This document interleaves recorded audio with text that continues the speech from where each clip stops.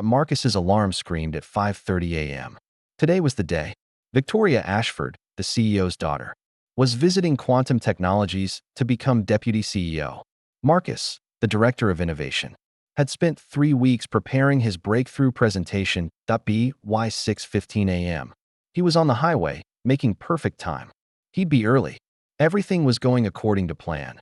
Then he saw her. A woman stumbled on the shoulder, blood streaming down her face. Her car was crumpled against the guardrail 50 yards back. She fell to her knees, waving weakly at passing cars. Marcus's foot hovered over the gas. Keep going. You can't be late. Someone else will stop. But no one else was stopping. Damn it. He pulled over. Miss, are you okay? Marcus rushed to her side. I hit a deer. My phone's gone. I can't. She looked up, blood matting her dark hair. Despite the pain, she managed a weak smile. Thank you for stopping. We need to get you to a hospital. Can you stand? I think so. Just dizzy. Marcus checked his watch. 6:22 a.m. The hospital was 20 minutes in the opposite direction. His phone buzzed. Big day, Marcus. Don't be late. Everything rides on this presentation. He looked at the woman, struggling to stay conscious. Let's go, he said, helping her to his car. The ER was chaos. A major accident had flooded them with casualties. She'll have to wait, the nurse said. She's conscious. Others are critical.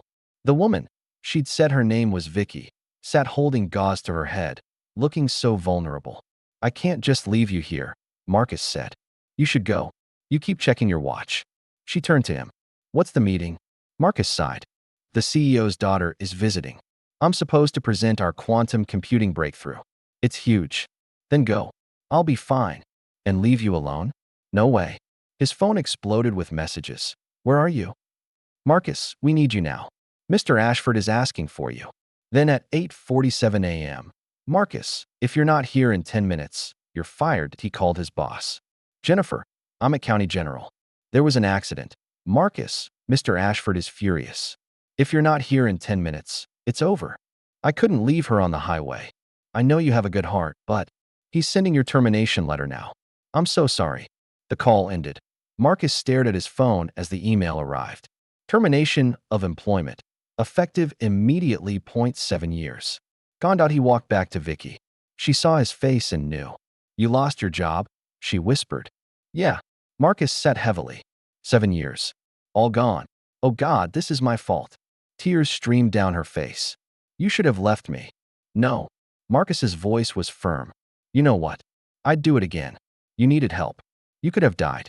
That's more important than any job. You matter, Vicky. She sobbed into her hands. Why are you so kind? You don't even know me. Because it's the right thing to do. Victoria Ashford.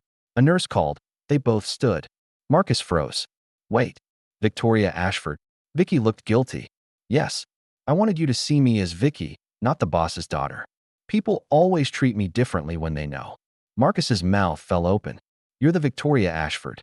The deputy CEO. The one at the meeting this morning. I had the accident on my way there. Vicky's voice cracked. Marcus, you got fired for not showing up to meet me. While you were saving me. Marcus started laughing. A hollow, disbelieving sound. This is insane. 3 hours later. Vicky emerged with 4 stitches and a concussion diagnosis. You need someone to monitor you for 24 hours, the doctor said. I just moved here, Vicky said quietly. I don't know anyone except people at work. I'll stay with you, Marcus said immediately. Marcus, you lost your job because of me. Vicky, stop. I'm not leaving you alone. End of discussion. She smiled despite everything. You're stubborn. Then she grabbed his arm. Wait. We have to go to the office. Right now? Both of us. You have a concussion. And you have an unjust termination. My father needs to know the truth. Trust me, he's fair. He values people who do the right thing. Her eyes blazed with determination. Please, Marcus. Let me do this for you. Marcus looked at this woman. Injured, exhausted, but fighting for him with everything she had. Okay, let's go. At security, Marcus's badge didn't work. Sorry, Marcus. Access revoked at 9:15. I'm with Ms. Ashford, Marcus said. The guard's eyes widened. Ms. Ashford, your father's been searching everywhere. They rode the elevator in tense silence. When the doors opened, chaos erupted before them. Executives huddled in worried clusters. Security moved through halls, and Richard Ashford stood at the center, phone pressed to his ear. I don't care if you search every hospital. Find my daughter now. Dad, Vicky called. Every head turned. Every conversation stopped as Richard's phone clattered to the floor. Victoria? He crossed to her in 3 strides, his face transforming from fury to relief to horror as he saw her injuries. His hands cupped her face gently. Oh my God, what happened? Where have you been? I've had half the police force looking for you. I was in a car accident, Dad. Hit a guardrail. My phone was destroyed. I was bleeding, and no one would stop.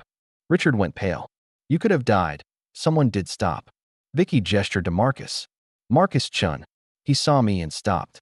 Richard's expression shifted as recognition dawned. Marcus Chun, the director of innovation. Yes, sir. Richard's voice went cold. The one who didn't show up to the most important meeting of the quarter. The one I fired this morning for gross negligence. The office fell silent. Dad, he didn't show up because he was saving my life. Vicky's voice rang out. Marcus was on his way here, perfectly on time. But he saw me bleeding on the highway and stopped. He stayed with me for 3 hours at the hospital, knowing he was losing his job. Richard stood very still. The silence stretched. At least a dozen cars passed me. Vicky continued, her voice shaking. Only Marcus stopped. He chose to help a stranger, knowing it would cost him everything. And it did. Richard turned to Marcus and extended his hand. Mr. Chun, I owe you an apology. And a debt I can never repay. You saved my daughter's life. Marcus shook it, relief flooding through him. Sir, anyone would have done the same. But not everyone did, Richard said firmly. He raised his voice to address the entire floor. This company isn't just about profits. It's about character. Marcus Chin showed more integrity in one morning than some show in a lifetime. He turned back to Marcus. You're not just getting your job back. In your last review, you wanted to build an R&D division focused on long-term innovation. How would you like to do that as our new vice president of innovation? Marcus couldn't breathe. Sir, you'll have full budget authority, your own team, direct report to the C-suite. I need people like you working with my daughter. People who do the right thing even when it costs them everything. Richard looked at Vicky. What do you think? Your first executive decision as deputy CEO. Vicky smiled, touching her stitches. Marcus has already proven he's exactly who we need in leadership. I approve. The floor erupted in applause. Richard clapped Marcus on the shoulder. Welcome to the executive team, Mr. Chun. Monday morning, my office. We have a lot to discuss. As the crowd dispersed, Vicky pulled Marcus aside. See, I told you it would work out. 3 hours ago, my life was over. Now I'm a vice president. Now you're exactly where you deserve to be. She handed him her business card with her personal number written on it. I want to get to know you better, Marcus. As colleagues, as friends. You're real in a world of people playing roles. That's rare. As Vicky left with her father, Marcus stood there, still processing everything. That morning, he'd made a choice that cost him everything. A choice that seemed like the worst decision of his life. But it had been the best decision he'd ever made. Because sometimes, when you lose everything doing the right thing, you discover what you're really made of, and sometimes, the universe rewards you for it. Marcus pulled out his phone and looked at the termination email. He saved it to a folder labeled "The Day Everything Changed" and smiled out on Monday. He had a new division to build and a future to create. All because he stopped to help a stranger. All because, when it mattered most, he chose compassion over career. All because he did the right thing.